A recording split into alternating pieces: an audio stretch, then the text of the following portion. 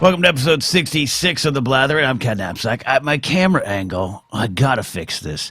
Oh, man, I'm so sorry. Every time I move my camera to do ASMR videos, which I love doing, the channel's slowly growing, big bump over the last week. Get over to the Sports Card ASMR channel, relax with me, and tell some jokes. There's one coming up, a video in like 2 weeks, that I think there's something you all need to see because it's so outrageously, not going to say funny, because I don't think anything I do is funny, but like it's unbelievable stuff. And it's all under the guise Sports Cards and ASMR. Free plug for myself over there. Anyways, every time I shoot those videos, I have to move the camera around. This is the desk down here. This is the camera spot if you're watching on video. If you're listening to the audio version, I hope you do, because that's how I get $40 a month. This is I'm pointing to my desk that my laptop's on. And I move it back, and this thing happens every time. I tell myself, get the same camera angle that for the Blathering. Pop rock and radio. Set it up right. Mark it. If you put some tape down somewhere, I don't know that would work. And then now I'm looking at I'm looking at the camera, and I'm looking at the angle. It's different every fucking time. And I thought it was the same this time. It's driving me crazy. We gotta press on. Gotta press on. Promised myself I was not going to talk aliens for the 4th straight week. I still don't believe in them, but I want to believe. I still want to believe. And I actually listened to an audio clip of that absolute spineless Republican Marco Rubio talking about there are other like whistleblowers that have come forward and they've spoken to Congress, and similar to that was the Gorsh guy that's out there, and yeah, but he doesn't say much because he can't probably. And I'm seeing that retweeted again as more proof that there's alien ships buried in the desert, and we know about them. And again, maybe this is true. Maybe we'll come out in time. I want it to. Please, let's do it. I was driving along, speeding down the highway. Honey, I want it my way. No, I was driving home from a comedy club Sunday night, and I was just thinking to myself, what would I do if aliens landed? I think the first thing I have to do is I have to go to the Blathering and kind of apologize that I said pretty strongly that I don't think there's aliens. That'd be the first thing on my mind. Second thing is, at what point do you wait and wonder, are they here to help us, here to just check out what's going on, or here to destroy us? What's the final spot? Because every movie, outside of maybe some attempts at a comedy from some movies, examples don't come to mind, but E.T. No, E.T.'s not an ill-fated anything. It's a great film.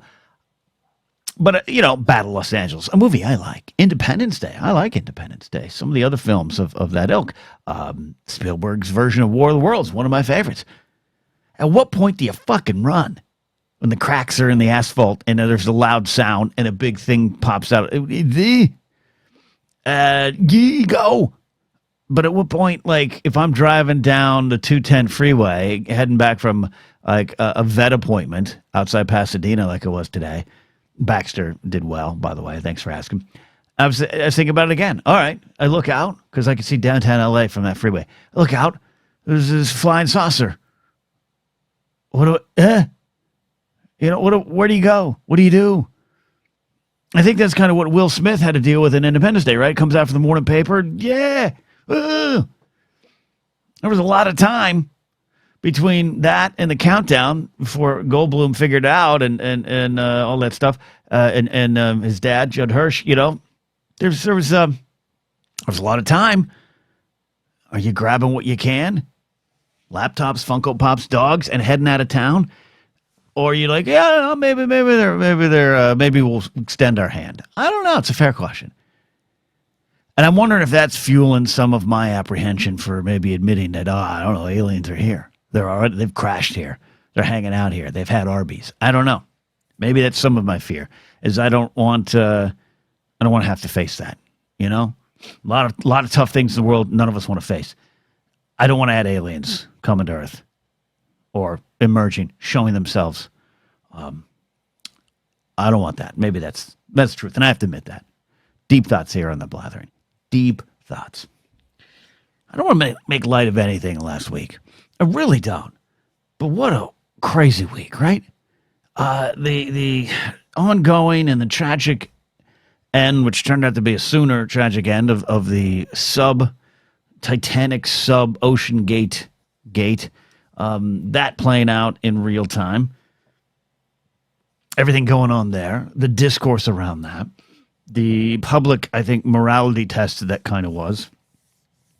And then all of a sudden, we're still processing that, and then suddenly we got a coup, March of Justice going on in Russia. And Prigozhin's Wagner group heading to Moscow to take over the country, to kill Putin, save Putin, rescue him from his bad military leaders. All a ruse, turned around, suddenly called off. It was history in real time. Both events, by the way. Both events. And as always, I don't proclaim to have any great insight on any of these things, other than I'm a participating soul, a willing participant of the show, because we all were. And there's a lot of good things to discussion around the Ocean Gate. It's weird when something's already got like a gate attached to it. I still think it's weird that Watergate leading to Gates, football gate, I just forgot all the other gates in the world. You know what I'm talking about. Go to Wikipedia. Other gates. The whole situation. I start here with this. We talked a little bit about last week. Like I'm not one to, I'm not going to actively root for anyone's death because they're a billionaire. I am not going to take joy in their death, but I also understand gallows humor. I also understand the burbling bits of rage from those who might feel they're economically oppressed, and there are many.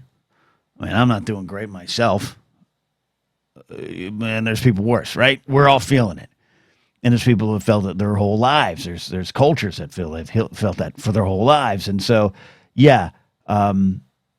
for very rich men and a young 19-year-old who would one day probably be rich if he had kept going, obviously, it's not easy, to root for them. I get it. I said it's like a bit of a morality test, but to watch it kind of play out. And the way people interact with this, the way people have to, I don't even say choose a side, but I saw a lot of it. And I saw a lot of the good, hope they're all dead, lesson learned.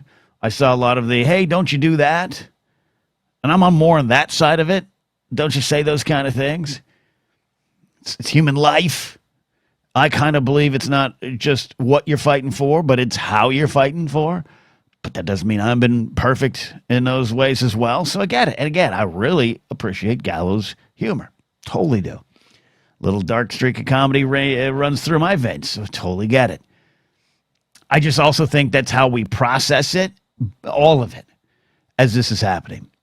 And then there's the angle a lot of people tweet, I think correctly, about, hey, there's the ship with 500 immigrants or so off of Greece that capsized, and no one really did anything, and there was no press coverage over it, and reeks of a lot of things, and I actually agree with that. And there were some other incidents that people were throwing out there during this time, but I refer, oddly enough, to The Dark Knight with Heath Ledger's Joker. I don't have the quote up in front of me. I'm not going to play a sound clip, but when he's talking to Batman about introducing a bit of chaos. Soldiers die in a war in a faraway land, that doesn't raise an eyebrow because that's expected. It's part of the story. It's something we're all familiar with. Strap some bombs to a boat with some citizens, kidnapped and held hostage on it, as Joker's doing. It's chaos, and people start paying attention. The sub was chaos. The other incidents were all tragedies that do deserve, in a right and just world, probably do deserve more coverage and our attention and more of our moral care. It's like, but I just think it's become something we've heard. And I guess maybe I'm speaking more to the Western culture, suburban culture, and maybe even white culture. But all those stories you hear of immigrants coming from Cuba on a raft and it turns over and they die, that's horrible. That's just tragedy. It shouldn't have to be that way on any side of it. But you just hear it. You hear it a lot, and it just seems part of the natural order of things. And by the way, I don't think that's right to say that or to think that. But it's just kind of what the Joker's talking about in that moment. I didn't hear about the immigrant ship capsizing until people started tweeting about it. So thanks to those people. But the reason that plays second fiddle to the sub thing is also part of the natural order. That's chaos. That's something that we all probably don't have the money to actually be in the situation. But a lot of us aren't going to be immigrants on a raft or a ship or making some perilous journey just to survive, just to build a new life, just to keep going. A lot of us don't live that story, even though I have relatives that are part of that immigrant story as well. I think their journey was not as perilous, but the escape from Soviet Union was perilous for my grandfather and grandmother and my aunt, uncle, and father. But by the time I'm of age and walking around this world, it's just part of our family history. There's some pictures on the wall to commemorate it, but let's go to El Pollo Loco. Grandpa wants a burrito. Like it was just part of life, and I didn't experience it directly. And the one of the big challenges in life is can you move yourself outside of your own experiences, right? Right? That's just the way it is. We all are all built a little egocentric. So if you cut yourself on a piece of broken glass on my desk, feels bad. I'm sorry that happened. Maybe I'm liable, but I might not move that broken glass until it cuts me. The challenge is to move beyond that. None of us listening, well, take it back. I don't want to say, if maybe there's a listener out there who could afford a $250,000 ticket on a sub ride to the Titanic. If you are listening and could afford that, I might point you to my Patreon page at patreon.com/Ken Napzok. But most of us probably not going to have an opportunity to take that trip. But that aside, the idea of just you and four other folks on some cramped homemade submarine heading to the Titanic and then being lost, and this is before the tragic ending, before the implosion was learned. The idea of being trapped in it, no one can find you. You can't even get out if you get to the surface because you're bolted in. You can't even stand up. You can't even stretch. You have 96 hours of oxygen. That's something maybe you could feel. That's something maybe your claustrophobia kicks in. That's something that maybe your sense of horror and fear grabs onto you. I think a lot of us were watching this play out, willing participants in the drama, because I don't know. I may be speaking for myself. I kept looking at the photos of the thing, kept seeing it, and just thought to myself, what would I do? I don't hear a story of a ship full of immigrants going to any country and think, well, what would I do? Because in my mind, I'm not going to be on that ship. But in my mind, one day, I don't know, what if I'm offered a chance to go to the Titanic? You know what I mean? And by the and we should we should focus on them. Not even equally. The immigrant ship story should be the headline. I reiterate again, in case someone misses my point. But all weekend, or during this escapade, as that was happening, I know it was the previous weekend, it's all I could think of. I don't think I had claustrophobia growing up too much. My mom had it really bad.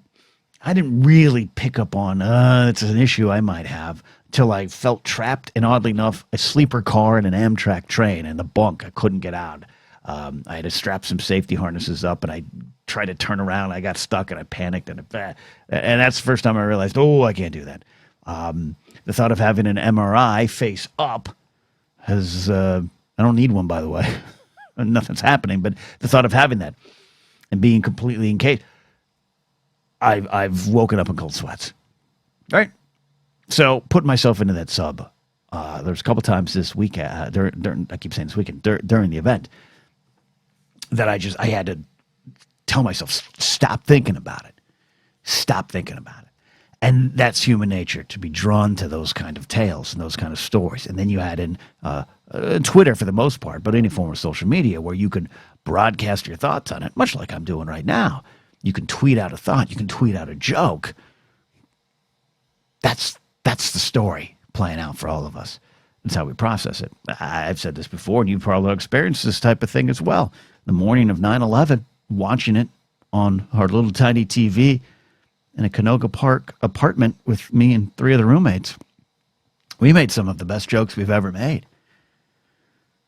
Watching it all happen, even after the first tower came down. We were cracking jokes.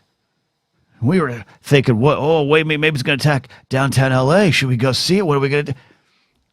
I can't remember the jokes. I just remember we were dying laughing. Oh, my God. It wasn't because we were wannabe edgelord comics. It wasn't because we were crass or immoral people. We were 4 young guys in their approaching mid-20s wondering what the fuck was happening. And wondering, are we going to survive this? And is this going to be different? Are we going to be in a war? Are we going to be participating in a war? It was all in our hearts and our heads and our souls, and it all came out in bad jokes. And I think a lot of that was what's going on the last week in social media. And it becomes this battle.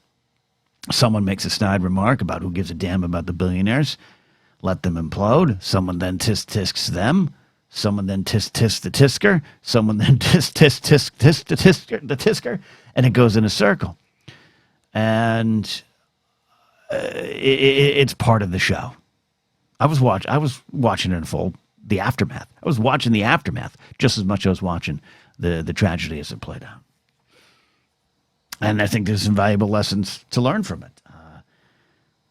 It is, to me, a little bit of capitalism in a nutshell. It is a little bit about the rich having nothing but these frontiers to conquer in their mind. But then you have a CEO of a company maybe sidestepping a lot of things in the name of glory, in the name of profit, in the name of doing things that other people can't do, and not caring about who he brings down with him. There's some lessons to be held, lessons to be learned from there, and lessons held within it. But I'm not here to say anything more than that. Again, I'm not super insightful. I'm just saying I watched it play out.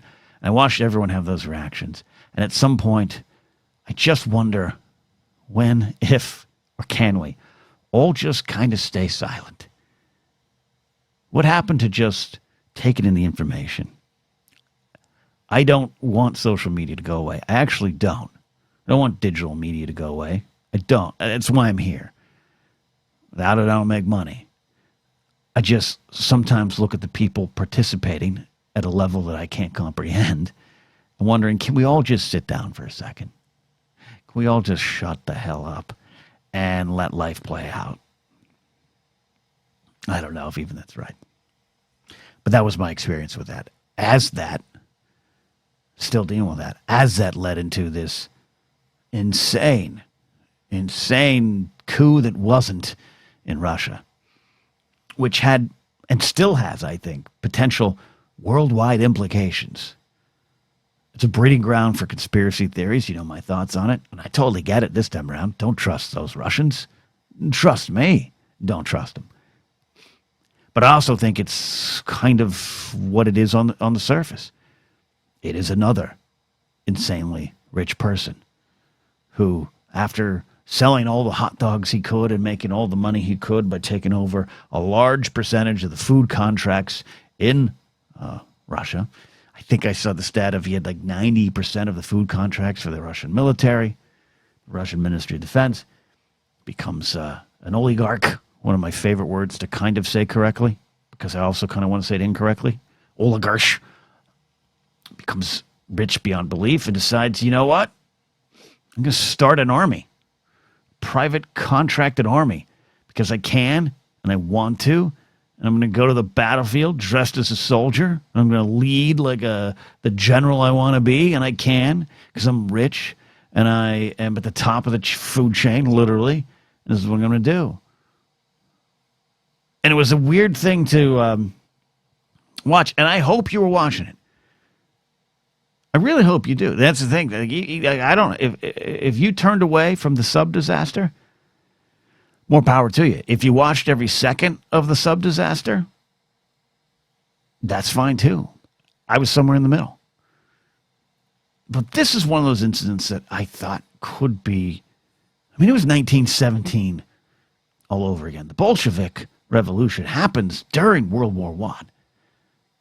Summarizing it in 2 sentences, but it's because of what was going on in the war, because of the treatment. The Russians were on our side, remember. Our side being the Allies at the time, of course. The people in power were removed by the people beneath them who wanted their power. This was playing out, and I was gripped by it, absolutely gripped by it. But I wish more people were as well. I think a lot of them were. I was texting some of my friends who have been following along, because it's history, and it's already history as it is right now, and I think it's still unfolding. But it could have been like the history they'll be reading about 100 years later, like the 1917 revolution. We don't know right now what would have happened, but they destroyed helicopters of the Russian army. They destroyed that plane that I watched fall from the sky with 10 souls dying on it. I watched the clip that's out there. It's that same thing. You put yourself there, you're gripped by the horror, and you're trying to process it.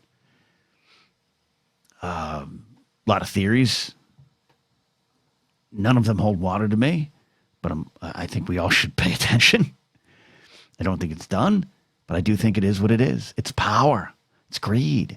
It's money playing itself out. I think President Vladimir Zelensky of Ukraine kind of said it best. No quotes in front of me, but yeah, Putin, this is kind of what you get for what you've done. Not in just a simple karma way, but when your thirst for power reaches so far that you destroy lands and worlds and governments and lives just because that's what you want to do, it might come back on you. And not in some mystical karma, but because you're also trampling over the people you're supposed to be protecting and leading and taking care of. That's why I think this was, for the most part, for my money. Again, I'm not no talking head on some MSNBC, so don't listen to me too far. That's why I say I think this situation was what it was. You had Prigozhin and his men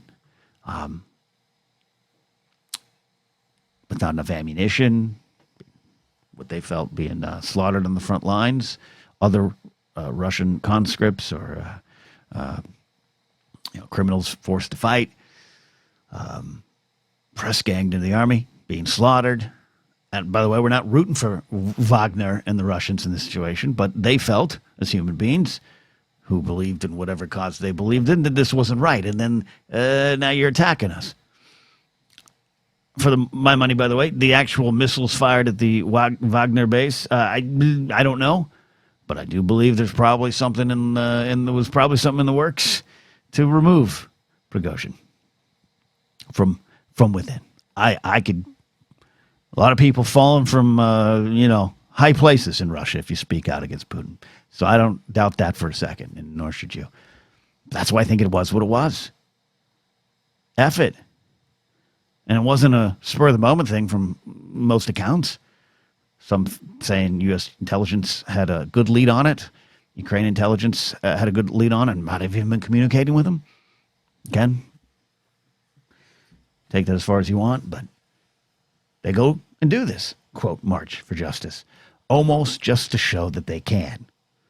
And they did. And then they stopped. I think a lot of the reason they stopped was not just a good old, let's have some beers and negotiate with the president of Belarus, but I think the Russian authorities, those old agents, probably did have some family members of Wagner High Command in their sights, maybe. And it's a good reason to stop the bloodshed, as was said. But even at the time of this recording, war of words still going on. It's confusing, and it's confusing. Do I think it was a ploy to move troops here to get Wagner troops closer to Kyiv? It might look that way at a map. It's possible. Nothing's impossible at this point to me to consider. But again, as often in life, it is what it is. People in power trampling over one another to get more power. And we all potentially suffer. And the world all hurts. It's been quite a week. Enough to put my life in perspective. Enough to say, struggles at jobs and lack of funds or not having my favorite foods in my kitchen. It's okay. It's okay. So anyways, that's the start of it. The Blathering's the weirdest thing I've ever done. And that's saying something because I did SNN, which was a show of me doing weird little, almost different voices trying to communicate about issues from different parts of my personality that I miss doing. I'll get back to it one day. I miss it. I miss my friends. I miss Mort Rooney a lot. I miss the Del Taco kid. I miss the 911 operator. I miss them.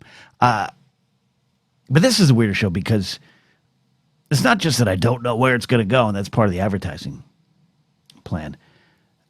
I feel as though these days I'm constantly at odds with myself about what I'm here for. I want to deal with what I enjoy in life. I talked last week about finding humor in the joy. I want to say something of importance, but I also just want to focus on the core key issues. So I don't worry about having all the quotes in front of me or all the facts and figures. I first acknowledge that you have to research all those things, and I do, and you should. And I always hate saying that because, man, doesn't that sound like do your own research for that bullshit? And it's bullshit. That's a weird shield from truth that people use on that side. But what remains is I'm okay with, let me take a moment. Let me check it out. Let me see. I didn't schedule my vaccine the first week. I didn't. It didn't. I think that's okay. But beyond all that is I want to focus on what's at the core of these issues. The submarine story versus the immigrant story is a challenge, a moral challenge to make sure you can step outside of your own experiences, like I said. And so each week I sit down and I'm like, is this the week I just talk about how I had ice cream last night and most of it ended up on my shirt? Is this the week I talk about how I, had so much chips and salsa at a restaurant that I almost started crying because I was too full? I mean, or is it the week I talk about watching a coup play out in real time in Russia and how it was both gripping, almost like a television show, almost like I couldn't imagine it was real, but also it was very real, full of implications that still might be yet to learn. I don't know what to do every week. So this is my time before I take a quick break to tell you all thank you. Thank you. Thank you for going on this journey. I have been studying George Lucas a little bit more for something I'm doing at a part-time job. Studying the Young Indiana Jones Chronicles and studying George at that point in his life, the early 90s, and George heading into the prequel era of his life.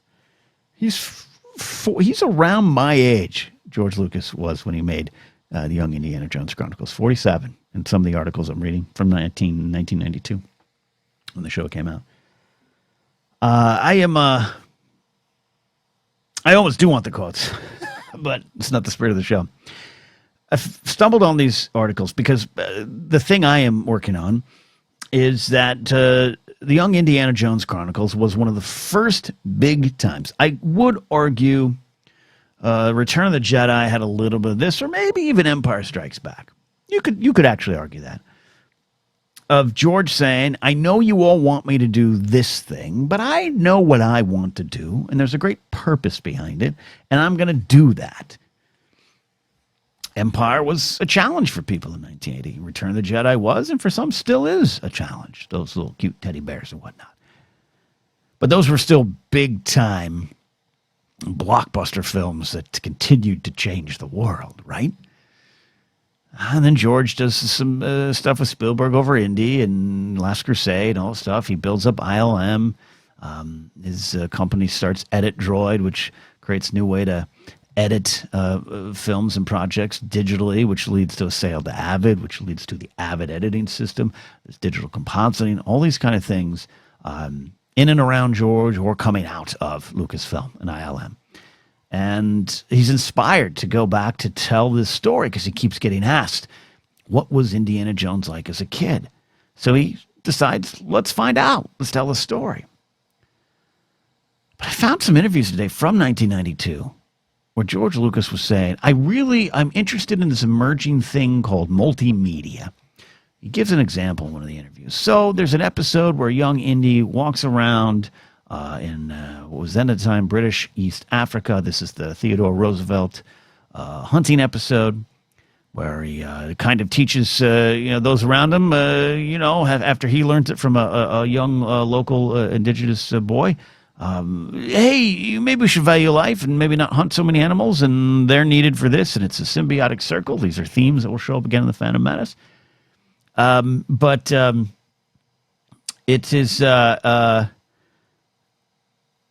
in that episode that George says, young Indy can be walking around and you'll see a hippopotamus, you'll see a lion, you'll see any kind of animal. And with this, quote, multimedia thing, you'll be able to click on it. You'll be on a computer and you'll be able to click on the hippopotamus, and that will open up an entry about the hippopotamus, and you can learn about the hippopotamus. And when Theodore Roosevelt pops on the screen, you can press pause and you can click on Theodore Roosevelt, and the history of Theodore Roosevelt will pop up. This is what George wanted to do, education being very important to him. And he thought, well, what a perfect way to do that than, through the character of Indiana Jones. So he says, I can't do it on my own, though. George knows he's rich enough to take a sub to the Titanic, but he can't afford to produce a TV show at this level. So he needs the ABC dollars. He goes to ABC, pitches his TV show. Ted Harbert, head of ABC, says yes. And George goes and makes it with Rick McCallum and so many of the other people that would then form the prequels. And that's part of the fascinating history of it. But in this interview, it's so fascinating. I think there's a Variety article and an LA Times article from 1992. George, this is before the series debuted. ABC is running promos that you can see on YouTube, and they're trying really hard to market it.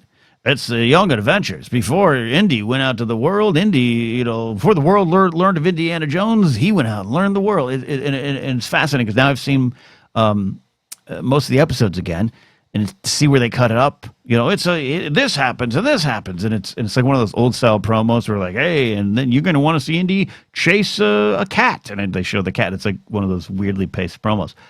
They cut it up pretty well to make it look like it's the Indiana Jones of the three films that you're aware of. But they knew at the time, because of Ted Harbert admitting this, head of ABC at the time, yeah, this is different. I hope people like it. George knew what he wanted to do. He wanted to teach people history, the importance of turn-of-the-century history, the 1800s into the 1900s, a tremendously important time in our lives leading up to World War I. He also did want to show, I want to find out who Indy was as a youngster, but I also want to find out how this very well-educated, world-experienced, somewhat at times wide-eyed and naive and hopeful individual becomes a little world-weary. That's the Indy we meet at the beginning of Raiders of the Lost Ark. How does he become that? I want to analyze that, and how the world and lessons he learned and the events and the tragedies and the things he can't stop and the things he can't comprehend. How does that form who he is by the time we meet him in 1936? and then again in 35. And so George dives into all that, and he goes in hard. It's not just simple history. And it's so funny to watch video interviews with George at this time, or video interviews with George in the late 90s, talking a lot about how, it's just, this is for all the families to sit down and learn history, and that's part of it. In the mid-2000s, they released a giant box set, and there's nearly 100 documentaries on this box set, which I do not own. I'd like to get my hands on. 100 documentaries. The multimedia dream that George had kind of didn't really happen. Maybe it was even a little bit before its time. We all remember CD-ROMs and stuff back in the late 90s. This was the early 90s. So maybe George couldn't quite get there. But beyond all of that, George absolutely goes in hard on themes, lessons, and just kind of pulling the wool back over everyone's eyes about history. So it's not just a story about World War I and the horrors. It is a story that's about the plight of the soldiers who weren't sure why they were even fighting this war. There's a great scene where that's actually being discussed, where the politics of it are not fully understood. And it all comes down to power taking power. Power fighting to gain more power. Power trying to suppress others, trying to take that power. And that the soldiers are being trampled underneath it. These cities, these cultures are being trampled underneath it. That's in there. George analyzes religion and then goes beyond the analysis of religion. He attacks it. But he doesn't attack God. He doesn't attack the concept of God. He doesn't attack the various concepts of God around the world. He attacks the organizations that are no longer doing what they promised or set out to do. He goes into women's suffrage and the right to vote. He goes into East-West culture differences and how the West often looks at the East in a negative light and with a distant eye.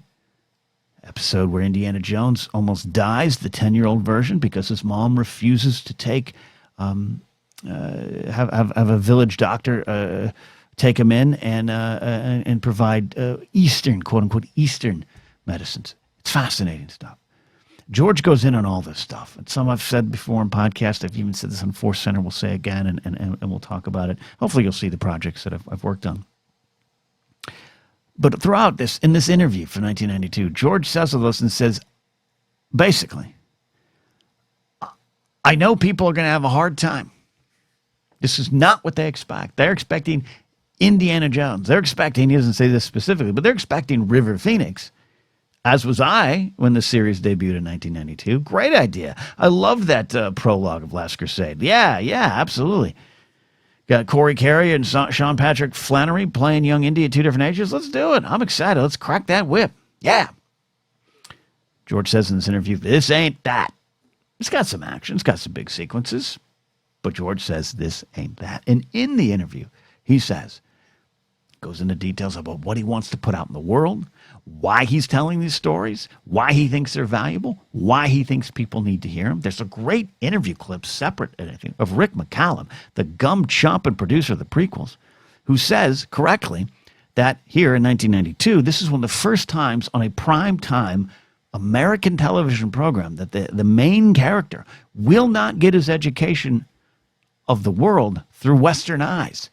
He's going to learn it through other cultures. And Rick McCallum, who is actually quite a citizen of the world. I think he lives in Prague now. For a while, he failed. He had some stumbles early on in his producing career in America. And he went to England to build up his career there. Eventually meets George in 85, a former friendship, and he produces this series and goes on and produces the prequels. And McCallum knows his way around the world.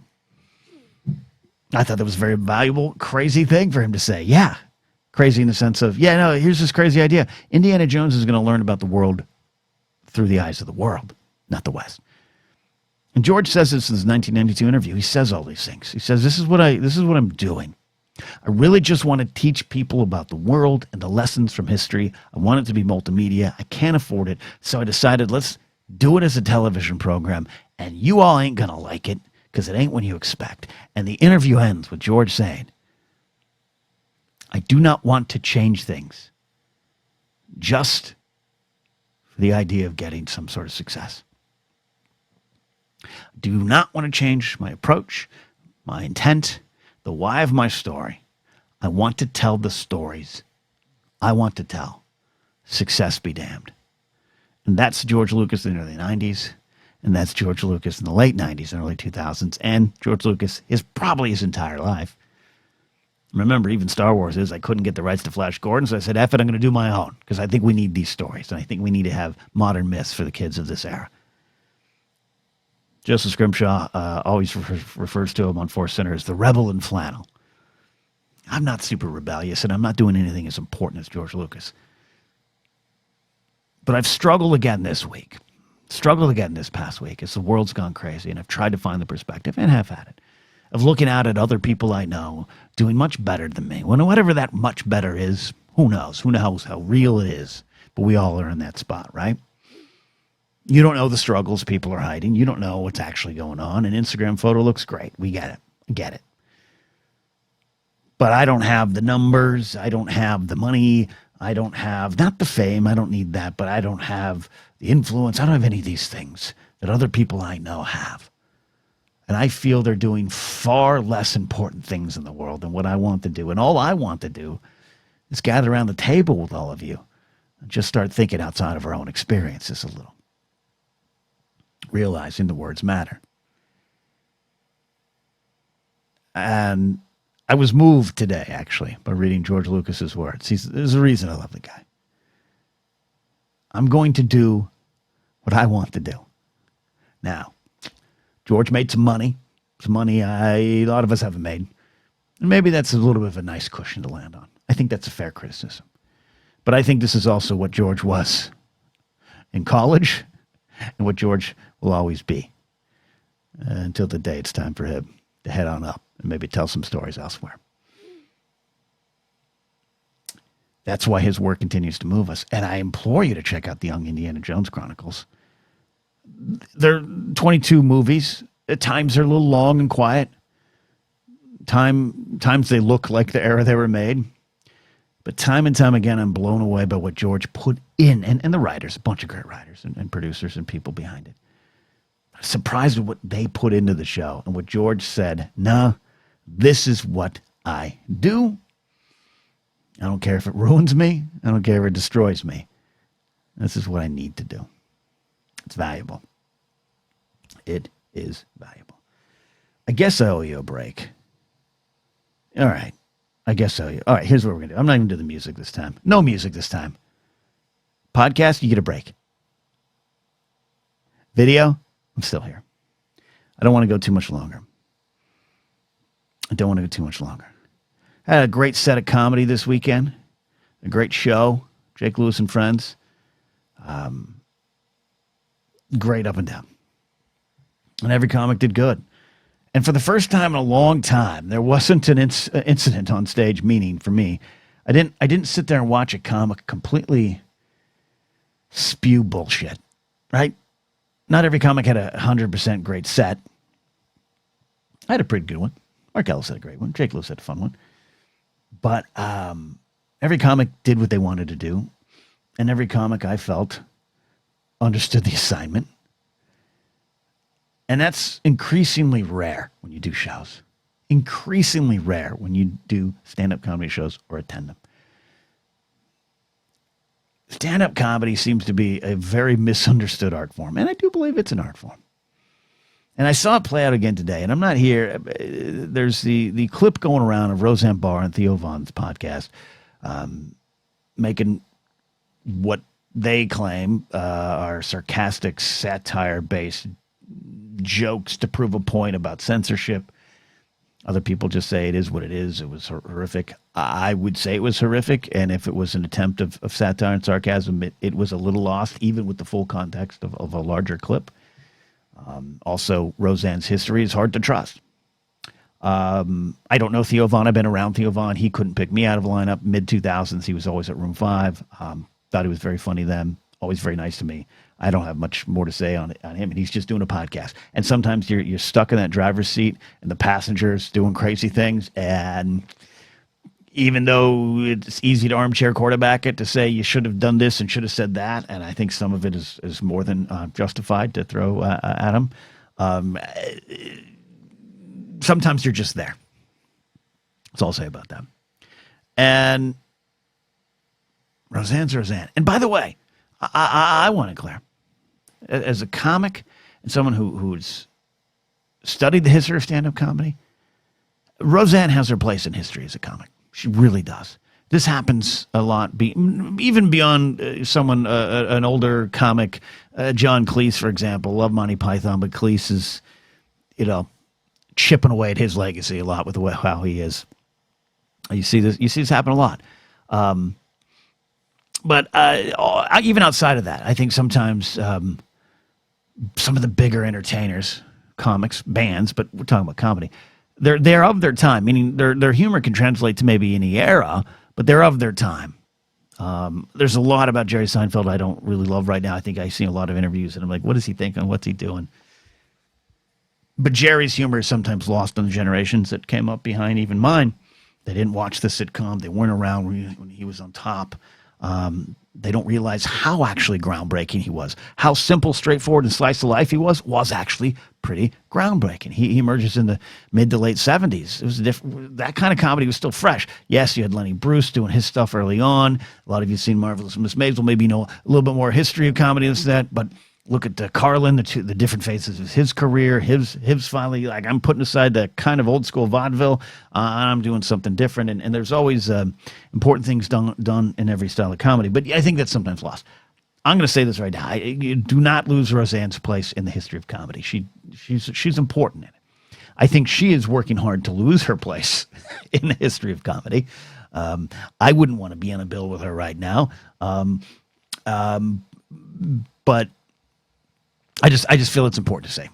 There's this thing that happens. I've talked about with some other comic friends of mine. There's some things that happens when some of these older comics, or any comic, but some of these older comics become a little more problematic, or say some things that are just downright horrendous, or in some cases, Louis C.K. do really horrendous things that deserve to be dealt with even more than was the case. But it doesn't mean that they weren't funny. And a lot of times there's this revisionist history. Well, Roseanne was never funny. That's bullshit. Roseanne was funny. And Roseanne was groundbreaking. Roseanne was important. And she broke through a lot of barriers. So that's why it's also sad to see what's happening. But there was something that came up with it, and there's something that came up with it again. So a lot of you have seen this isn't even about the clip. Isn't about Theo Vaughn. Isn't about Roseanne Barr. There's some things they said on the show, their views of comedy, but I see this time and time again. And it goes on what I was saying, too, about what do I want to do here?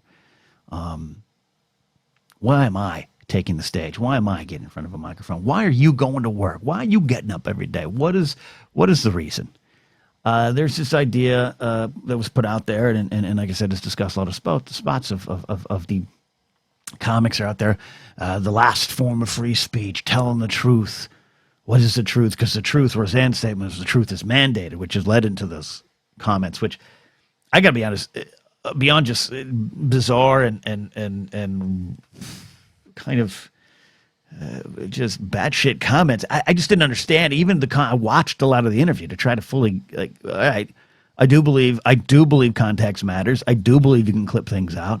I'm trying to give both of them, whether I should or not, I'm trying to give both of them the benefit of the doubt. I just didn't understand that moment in the show, didn't understand a lot of things I saw on the show, and I watched a lot of it today. So I just wanted to come at this as the best way possible. But this idea that you can just say what you want to say is something I keep fighting against. And this idea that it's just jokes. It's just jokes. It's never been the case. Even if you thought it was the case, it's never been the case. Going back to the topic of today's podcast, getting outside of our own experiences. There's so many times throughout history that just jokes have been used, I think unintentionally even, to destroy the lives of other people, to undercut the lives and existences of other people. This is why I was talking last week of the balance between anger and joy in comedy. And a lot of stand-up comedy is fueled in anger or frustration or poking holes in the norms. It is about punching up, but beyond that, it's just like, hey, this thing happened to me. Isn't that weird to you? And that's what you try to find. You need to find. The bits that work for me are very personal, but they have hopefully, when they work, and when I construct good bits, they have a thread of truth that we all can either understand or connect with. And it's better if you connect with it. Because again, people struggle to connect with something that they haven't experienced directly. That's the art of the bit, and not all of them work. You've got to find the right way to put it out there. And you don't just get to say it. I do believe stand-up comedy stages are a place to discuss things in a way that aren't easily discussed in other places. I do believe humor can find its place in tough topics. I do.